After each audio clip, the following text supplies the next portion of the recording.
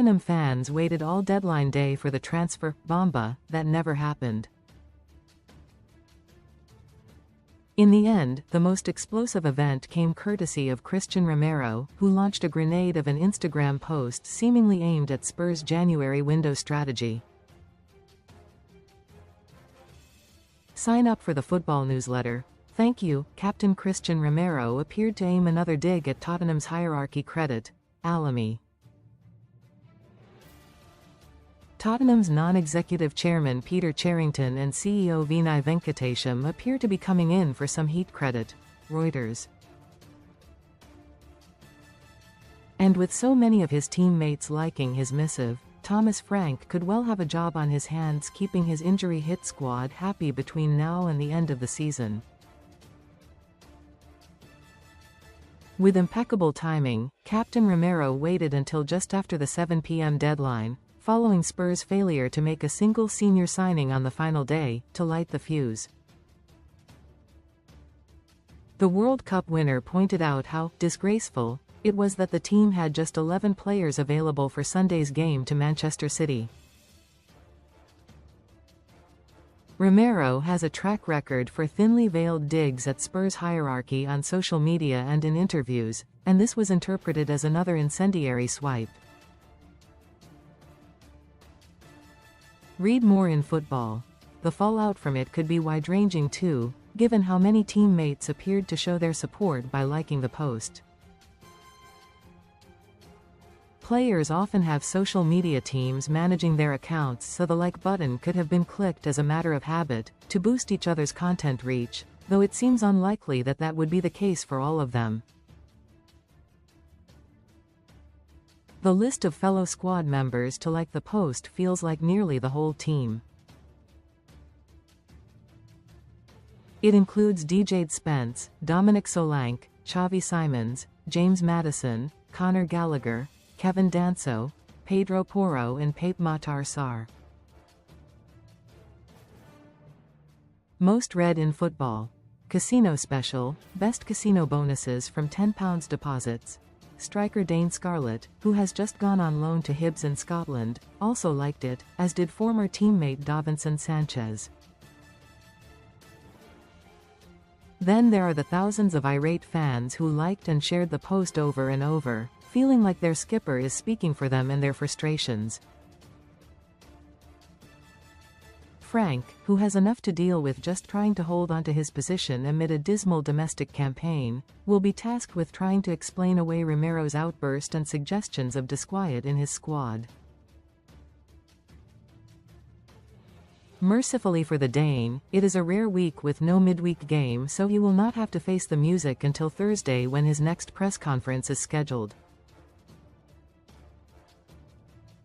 Spurs will have predicted the heavy fire they are now coming under for their January business from supporters, albeit perhaps not from their captain. They made 2 senior signings in Conor Gallagher and Brazilian teenage left-back Sousa, albeit the £35 million they splashed on the former was recouped by Brennan Johnson's sale to Crystal Palace. The North Londoners wanted to push the button on Antoine Semenyo and Andy Robertson but were foiled by the Semenyo's reluctance to come and Liverpool's hesitancy to sell. As ever, names flew about on social media on deadline day to get supporters' hopes up, but there was never any interest in Magnus Akliouche, John Duran and Moussa Diaby. They resisted the urge to panic buy, despite a crippling injury list which was boosted to 11 players when 9 became crocked in January alone. That saw a rethink on plans to sell Yves Bissouma and Radu Dragusin, who are now needed given the lack of players available. The most farcical moment came when Spurs decided to sell Johnson, last term's top scorer, and 2 days later Mohamed Kudus picked up a serious quad injury, leaving them dreadfully short out wide. It has furious fans in a frenzy, with many hoping this window would have been a statement of intent for the supposed new era of the Lewis family ownership via heavy spend. Spurs had the money to do that, as evidenced by their willingness to go big on Semenyo. But ultimately the club were happy to keep their powder dry for the summer if the right players were not available. That is in spite of Frank's sparse numbers and the 9-point gap to the relegation zone. Given how Spurs seem to pick up new injuries every week and their poor league form, the approach to the January window has seemed a huge gamble. Franks has his fair share of heat this term for bad performances, but now it will crank up on those running the club, from Chief Executive Vinai Venkatesham to the sporting directors Johan Lang and Fabio Paratici. Transfer Deadline Day Live. Follow all the latest from the January window. It was Venkatesham who told supporters in an open letter on January 17, "We believe in our current squad, but must add more quality, experience, and leadership to compete consistently at the highest level. Doing so requires a more proactive approach to recruitment, alongside a wage structure that supports our ambition.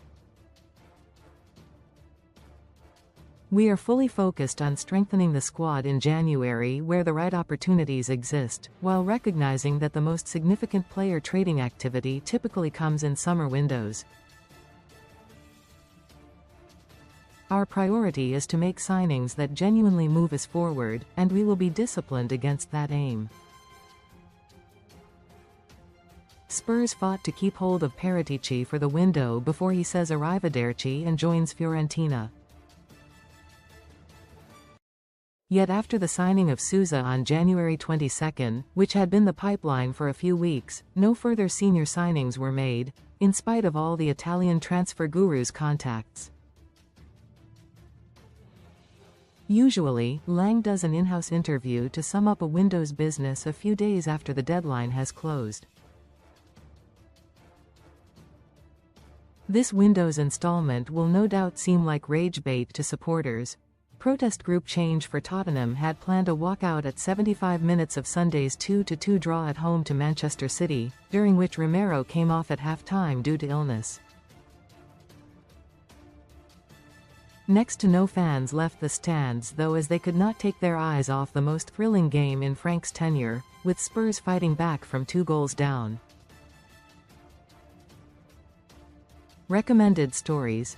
Yet further protests will surely follow after the lack of activity this window and the anger building from the last few years. It is like Daniel Levy never left. Comments.